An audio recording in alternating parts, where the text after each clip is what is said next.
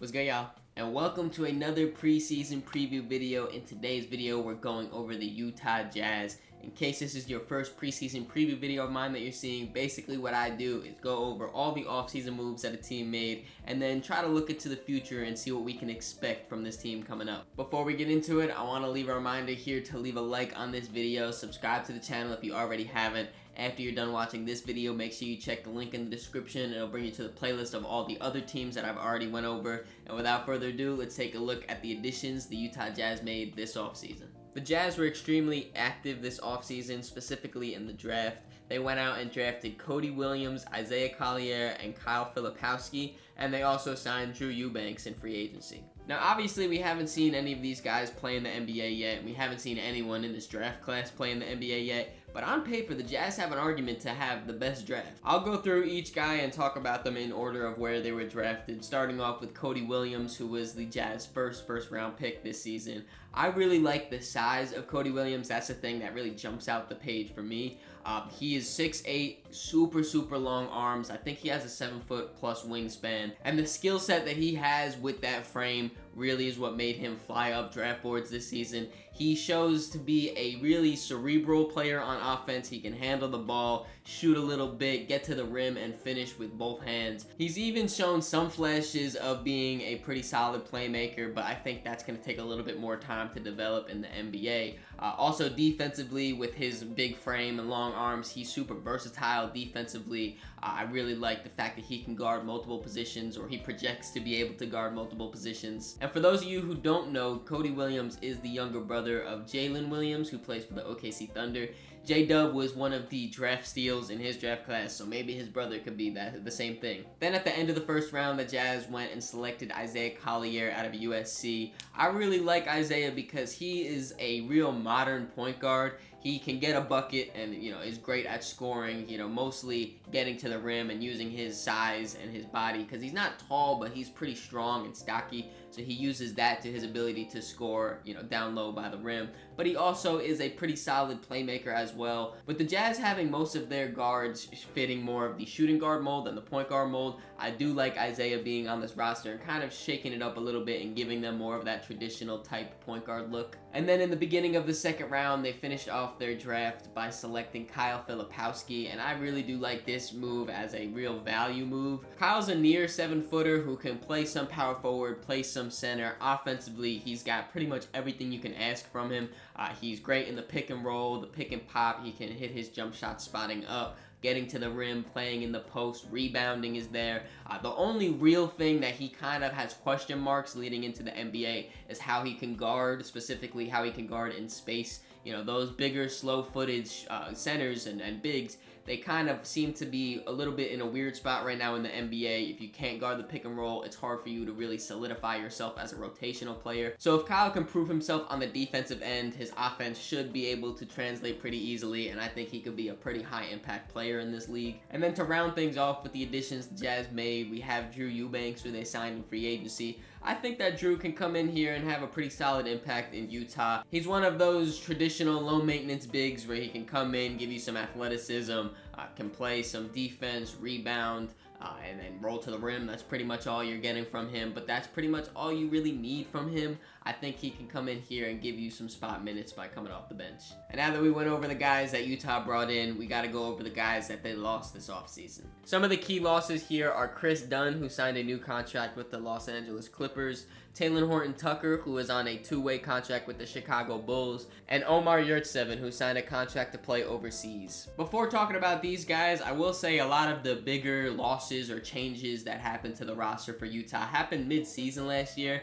When you talk about when they traded away guys like Kelly Olynyk or Simone Fontecchio or Ocha Abaji, those are like the more main losses, you could say, but those happened, like I said, mid-season. Now when you're looking in the offseason, that's where you get these guys. I don't think the Jazz are going to be missing any of these three guys, but I did still want to just highlight them. Starting off with Chris Dunn. Shout out to Chris Dunn for really solidifying himself, being back in the NBA. Before he was in Utah, he was basically out of the league, and then here he was able to really carve out a role for himself as one of the best perimeter defenders, and a little bit of playmaking he added to his three-point shot as well. So shout out to Chris Dunn for being back in the NBA. Congratulations to you, my boy. enjoy. The Taylor Horton-Tucker experiment didn't really work out. I mean, he came here to Utah in that big 3-team trade with the Lakers. He was really young at the time. And then he had more of a role here in Utah as a scorer, but he really wasn't able to provide much else besides his scoring. So, I mean, you know, like I said, I don't think they're going to be missing him too much. And then when you finish off with Omar Yurtseven, he played a decent amount of games for the Jazz last year. But like I just said, he's now playing overseas. Again, I don't think Utah is going to be missing any of these 3 guys, no disrespect. And now that we have an idea of what this team looks like, let's take a look at a potential rotation we could be seeing. The starting lineup should look very familiar, as it is the same one that finished off last season, with having Colin Sexton, Keontae George, Taylor Hendricks, Lauri Markkanen, and John Collins in that starting lineup. And then off the bench, we got a lot of new faces with the rookies, including Isaiah Collier, Jordan Clarkson, Cody Williams, Kyle Filipowski, and Walker Kessler. For majority of the offseason now, there has been a lot of rumors that Utah wants to move off of Walker Kessler, that they don't really see him being in their future plans for whatever reason. If they do end up trading him, I'm pretty certain it would be Drew Eubanks that will replace his minutes as the backup center. As of right now, though, obviously they're going to want to play Walker and get his value up to get as much back in a trade as possible.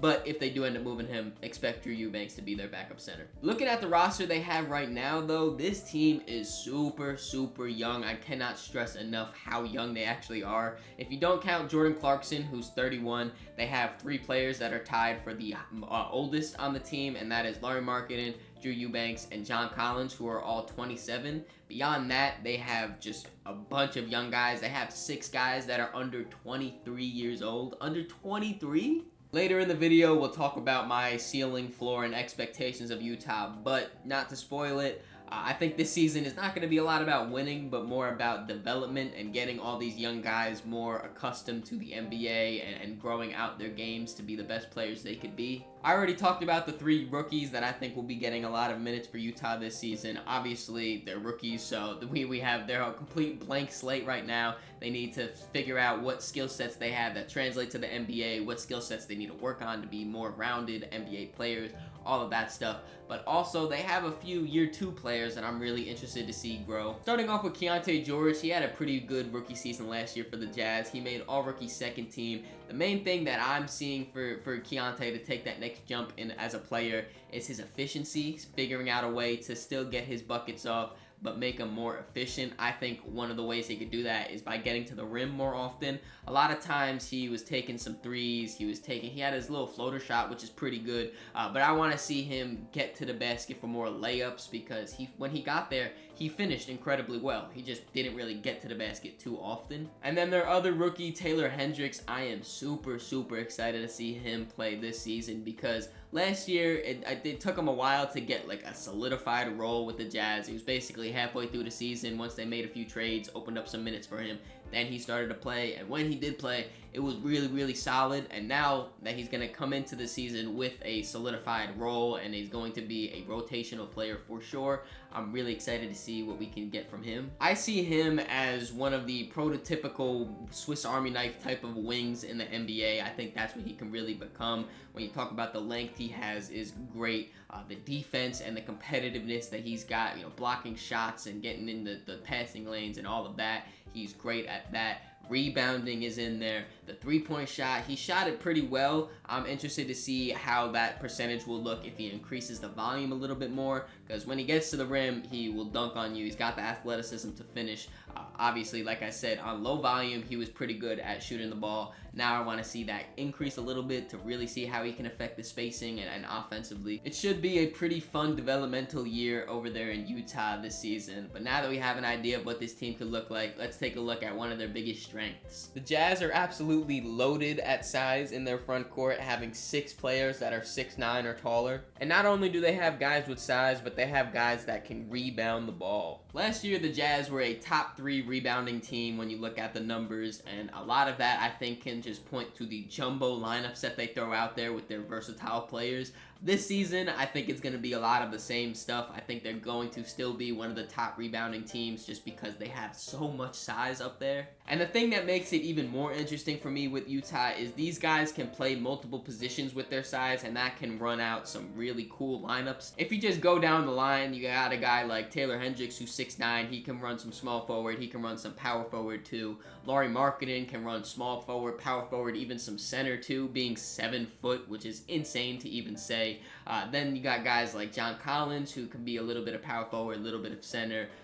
I already talked about Kyle Filipowski, the rookie, who could play some power forward, play some center. They have size across the board, and a lot of these guys are just pretty interchangeable with their positions. And the luxury of having guys like Taylor Hendricks or Lauri, who you can throw at small forward and have just super jumbo lineups, or even if you look at it in the reverse way and you put a guy like Lauri at center, even though he's 7 foot, you're not really giving up too much size. You're still adding a lot of perimeter-centric type of offense to your team, where you have guys that can pretty much all shoot and you could just spread the floor. Everyone can handle the ball a little bit also. And even their less versatile guys like Walker Kessler or Drew Eubanks, who pretty much are only going to be getting center minutes, they still give you different looks. Walker Kessler is a great shot blocker, great rebounder. He's a 7-footer with the wingspan. You know, he's got that big size.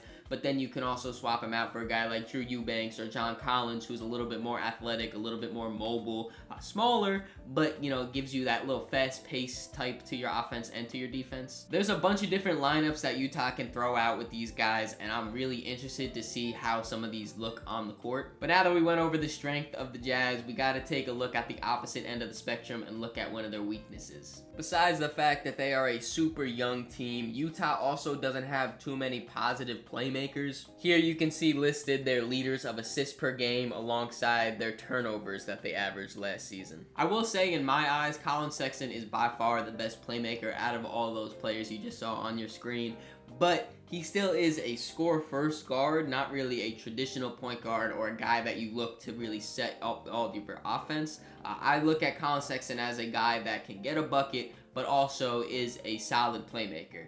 The Utah Jazz don't really have that solidified point guard. Jordan Clarkson led them in assists last year, but he is definitely more of a shooting guard, a traditional shooting guard, a score-first type of guy. He comes off your bench, you want him to just be like that spark plug scorer, not really have to worry about facilitating. Same thing with Keontae George. I view him more as a true traditional shooting guard, not really a guy that you want setting up your offense. When talking about their additions, I did mention Isaiah Collier being more of that traditional point guard, and I do think that he is the most pass-first type of guy on this roster, but at the same time, he is a rookie, and I feel like it's a lot of pressure to put on your rookie point guard to say, yo, you have the main playmaking facilities, you have to do all of this stuff and get this offense going. I feel like you're kind of setting yourself up and setting him up for failure doing that. I do think he'll be able to showcase his playmaking throughout the season, and as it goes on, it will get better and better. But for you to go into the season looking at him as your main playmaker, I feel like you're going to be setting yourself up for disappointment. And then as you saw on there, the only non-guard was Kyle Filipowski. I mentioned before also when talking about him that he's shown some flashes of being a very solid playmaker out of the post.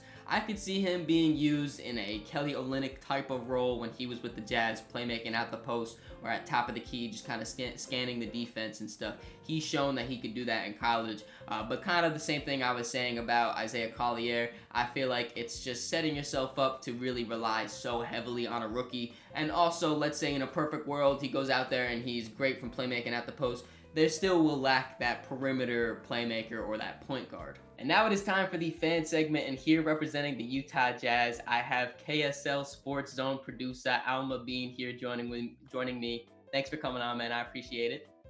No problem. I mean, hey, what else would I do on a Tuesday afternoon?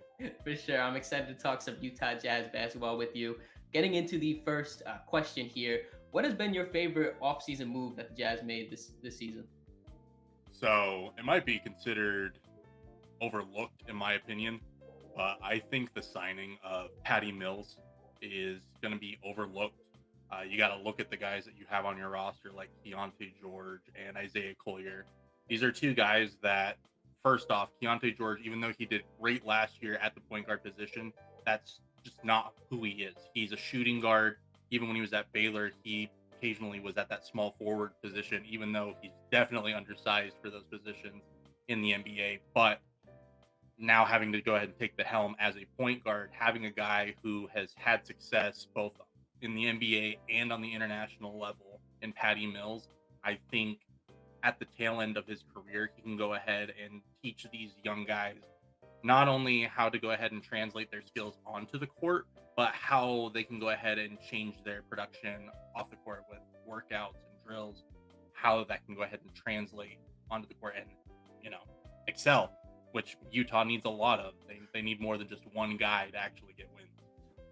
Yeah, for sure. I feel like right now the state that the team's in, it's a lot of development that's needed to be going forward, and I feel like a lot of people, like you said, kind of overlook the idea of having like a veteran in the locker room and trying to like teach these young guys how to operate as NBA players and athletes and just all these things, dissecting the game down. I'm a pretty big fan of Patty Mills, just his long career. I think he'll definitely be able to help out a little bit in that locker room. But my personal pick for my favorite move is the Lauri Markkanen extension. I feel like it's great for both sides, both Lauri and for the Jazz.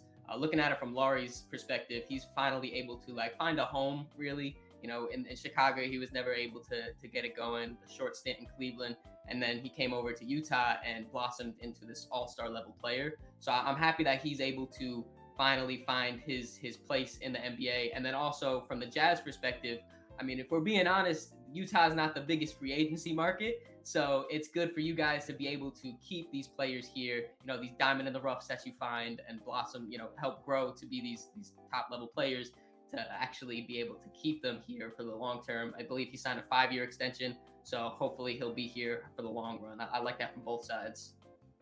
Yeah, and especially with that Markkanen extension, I really appreciate it because not only are you still getting that star level power, but now I no longer have to talk to Golden State Warriors fans about whether or not that trade's going to happen. Even though I do love fans that are out there, it's just nice to open up social media and not have that be the first thing I see every single day. Moving on to this next question, though, who do you think is the most underrated player on the Utah Jazz? I feel like there could be a few answers to this because overall, I feel like Utah is a little bit overlooked in the NBA. But you guys got some pretty key pieces down there. I'm interested to see what you're saying. So I have three players in particular with this one. First one, even though he is a projected starter, I do believe that he's still underrated. Colin Sexton, with the production that he's been able to have over the last 2 years that he's been in Utah, you've just been seeing him excel in his own craft and being able to facilitate the ball, but still being a score-heavy guard.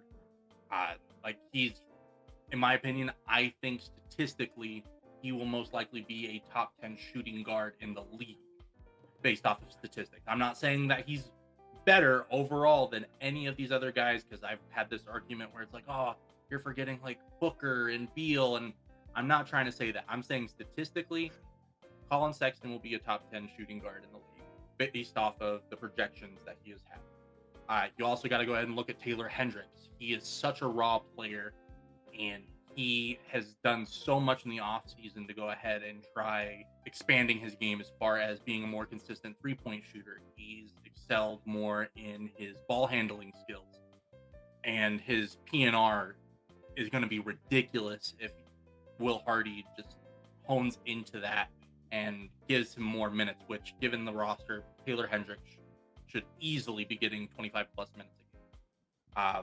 But then my final player is Kyle Filipowski.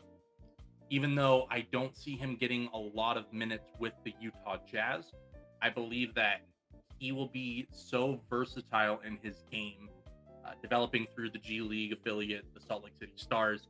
You will see that as a 7-footer, he can score on all three levels.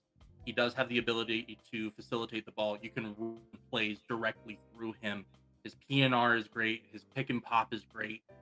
It's just a matter of him getting used to the speed of NBA gameplay that will decide whether or not he can go ahead and reach his full potential. But at the number 32 pick, Filipowski, it's really only up from here, in my opinion. So those three guys, I think they will be on people's radar, but I don't think that they're going to be as high as they should be. Funny enough, when I was kind of thinking of my answer for this question, I thought about Colin Sexton and I thought about Taylor Hendricks. I ended up going with Taylor Hendricks because I feel like he kind of got overshadowed a little bit his rookie season. He was in and out of the lineup, didn't have like consistent minutes until like halfway through, basically. And then also, when you're looking at Utah Jazz rookies from last year, a lot of people were just looking at Keontae George, kind of overlooking him. But I really like what he was able to produce when he was onto the court and finally got that solidified role.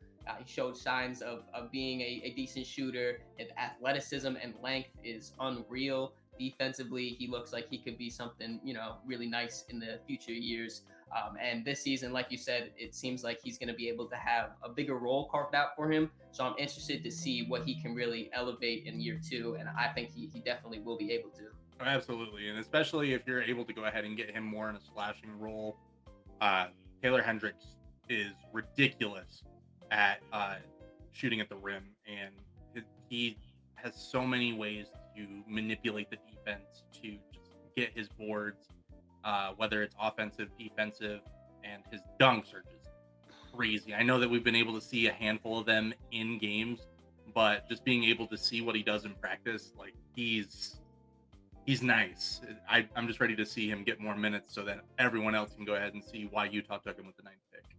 Yeah, that's like that combination of length, size, and athleticism. He just jumps out the gym.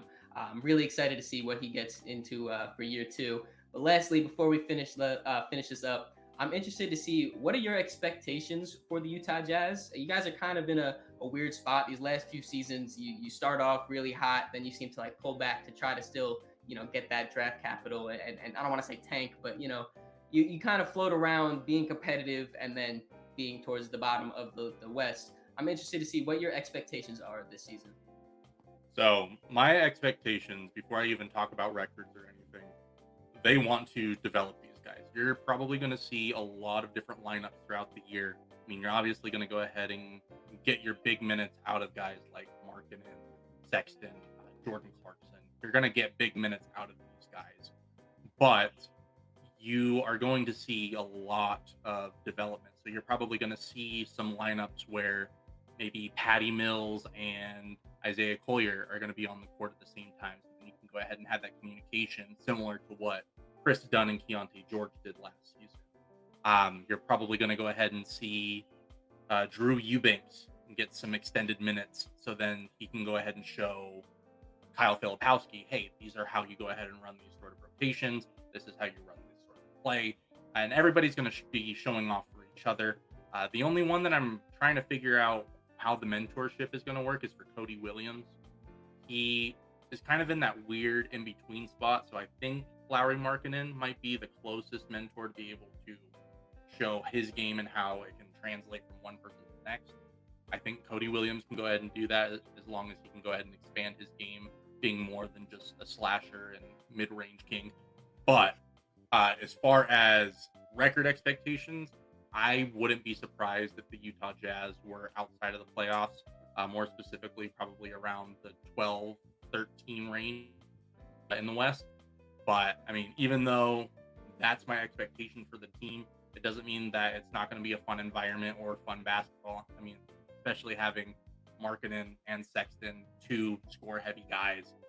Jordan Clarkson, when he gets hot, the game's always fun in the Delta Center. It's still going to be a fun environment, still going to be a fun team to watch, but unfortunately, I don't think that there's going to be too much winning going on, probably around 32 win rate. Yeah, I agree with you. I think that it's going to be a fun season. I feel like teams kind of, or some fans think if you're not winning, it's going to be like a horrible season, but that's not necessarily the case. Like you said, it's going to be more about development. You have a lot of young players, young, exciting players on this team, and it's about getting them, each game, seeing them progress and becoming better and better. And I feel like it should be a pretty fun season out there in Utah. I think you guys can be competitive with some of these teams, whether that means you win or lose. It doesn't really matter, but I think we'll be able to see the steps and the growth in these players. So I feel like it should be a fun season. I appreciate you coming on, man. Thank you again. In case you guys aren't already following, check out the description right now. I have his Twitter as well as the KSL Sports app in there. If you guys are Utah fans, make sure you download that and are interested in there. Thanks for coming on, man. I appreciate you.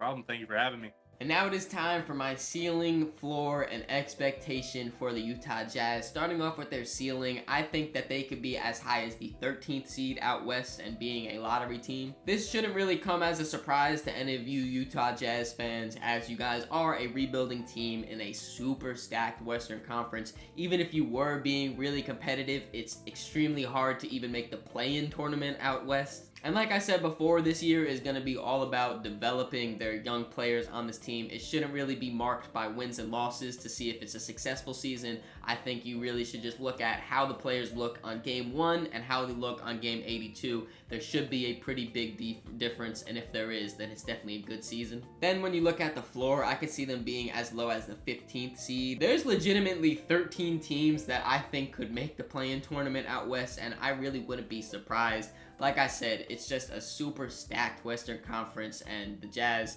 you guys just don't have enough talent to really compete, and that's fine. Honestly, if you were the 15th seed, it would probably work out better for you guys because there's a pretty good draft class coming up. I don't know if you guys heard about that guy named Cooper Flagg. He's a pretty good basketball player, though. I'm sure you guys would love to have him in Utah. So again, losing, it's not the worst case scenario. And when you talk about my expectations for the Jazz, I'd probably slot them in right at that 14th seed. I do think that they are more talented than the Portland Trailblazers. That's who I would probably pencil in at the 15th seed right there. But anyone above that, I mean, it would be pretty tough to have better records because there's a lot of really competitive teams out west. I don't know how many times I'm going to have to say it. What do you guys think, though? Where do you think the Jazz will end in this year's standings? Let me know in the comments below. I hope you guys enjoyed this video. If you did, make sure you leave it a like, subscribe so you don't miss the next one. In the description, there's links to all my social medias, so make sure you follow me on all those to keep up to date with me. Catch y'all.